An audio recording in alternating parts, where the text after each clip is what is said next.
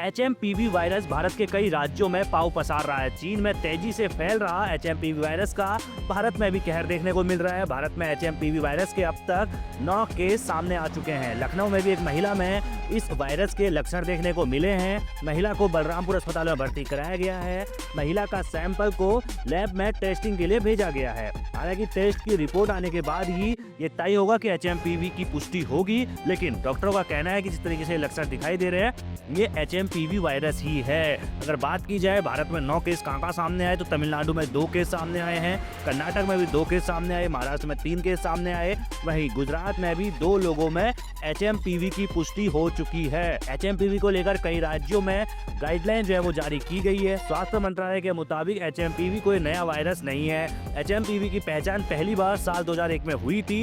HMPV के सामान्य जुकाम और फ्लू जैसे होते हैं इसके लक्षण, यानी कि एचएमपीवी के लक्षण जो है जैसे सामान्य जुकाम होता है और फ्लू यानी कि बुखार होता है, उसी की तरह इसके लक्षण होते हैं। और मौजूदा समय में चीन में एचएमपीवी वायरस जो है वो तेजी से फैल रहा है। तो अब जो है उत्तर प्रदेश की राजधानी लखनऊ में भी एक महिला में इस वायरस के लक्षण जो है वो देखने को मिले हैं। हालांकि उनका जो है टेस्ट लैब में टेस्टिंग के लिए भेज दिया गया है, सैंपल भेजा गया है, और जब रिपोर्ट आएगी उसके बाद तय होगा कि एचएमपीवी का वायरस क्या उत्तर प्रदेश की राजधानी लखनऊ में पहुंच चुका है। जिस तरीके से लगातार पिछले कुछ दिनों से एक तरफ तो चीन में तेजी से फैल ही रहा है, भारत में भी 9 केस अब सामने आ चुके हैं, जिसके बाद से हाई अलर्ट पर कई राज्यों ने गाइडलाइन जो है वो जारी की है। और अब जो है उत्तर प्रदेश की राजधानी लखनऊ में भी इसके लक्षण एक महिला में दिखाई दिए। महिला की उम्र 60 साल बताई जा रही है और बलरामपुर के अस्पताल में महिला को भर्ती कराया गया है।